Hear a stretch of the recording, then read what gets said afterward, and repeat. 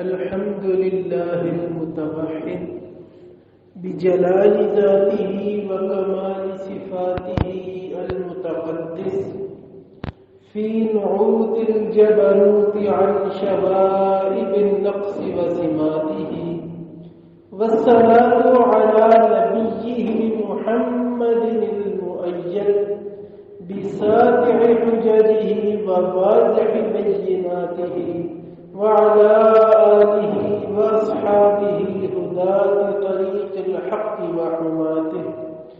أما بعد، فأعوذ بالله من الشيطان الرجيم. بسم الله الرحمن الرحيم. آج 25 دسمبر ہے. یہ وہ دن ہے جس دن عیسیٰ علیہ السلام کی پیدائش کی جانب منسوب کیا جاتا ہے، اور اس دن ان کے فضائل و کمالات جو ہیں وہ بیان کیے جاتے ہیں.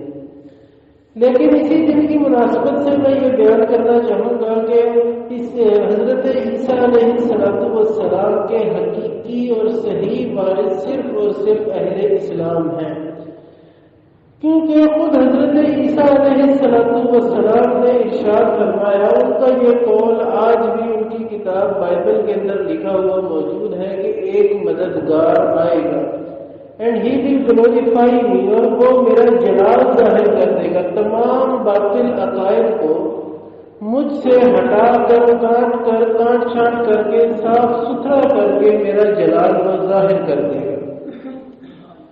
تو یہی وجہ ہے کہ رسول اللہ صلی اللہ علیہ وسلم کے آنے سے عیسیٰ علیہ السلام کے متعلق جتنے بھی باطل عقائد تھے ان کی خود بخود تردید ہو گئی. قرآن پاک نے خود ان کے متعلق صاف وضاحت کر دی. اب عیسائیوں نے عقیدہ بنایا کہ یہ جو ہے یہ خود خدا بن کر آئے ہیں، عیسیٰ علیہ السلام خود خدا ہیں. تو اللہ تعالیٰ نے ارشاد فرمایا کہ نہ، ایسا نہ کرو. لقد كفر الذين قالوا ان الله هو المسيح ابن مريم. وہ لوگ کافر ہیں جنہوں نے کہا کہ عیسیٰ علیہ السلام جو ہے وہ خود خدا ہے. اور اس بات کو خود حضرت عیسیٰ علیہ السلام نے بھی ارشاد فرمایا. جو آج کی موجودہ بائبل ہے اس کے اندر لکھا ہے کہ O sons of Israel, my lord is greater than me. میرا خدا مجھ سے عظیم تر ہے.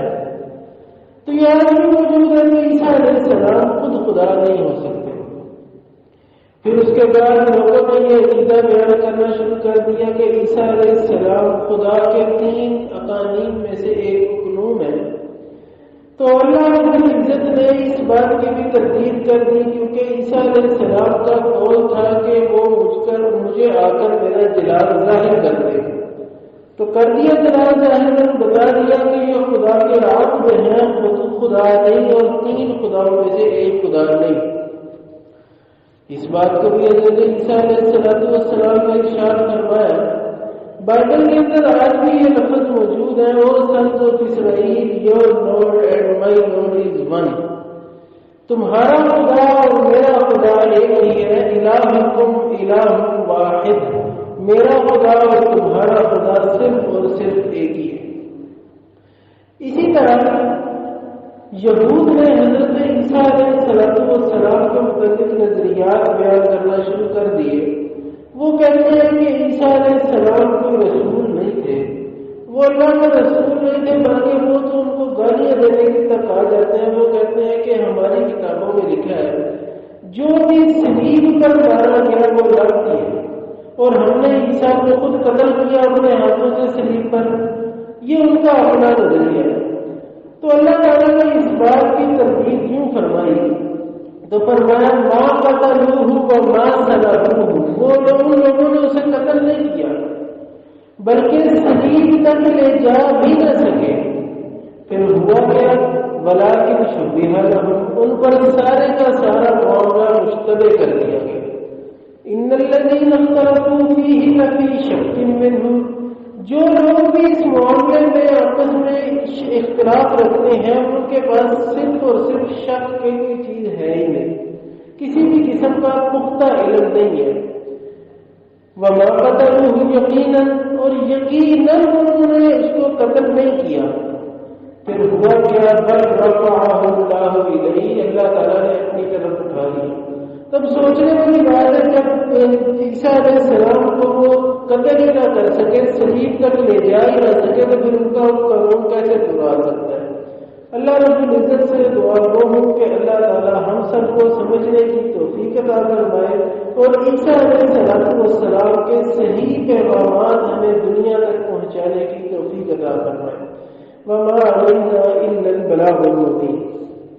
بسم اللہ الرحمن الرحیم۔ اللهم صل على سيدنا ومولانا محمد وبارك وسلم عليه۔ اللهم أنت السلام ومنك السلام تبارك يا ذا الجلال والإكرام۔ ربنا ولا تحملنا ما لا طاقة لنا به واعف عنا واغفر لنا وارحمنا أنت مولانا فانصرنا على القوم الكافرين۔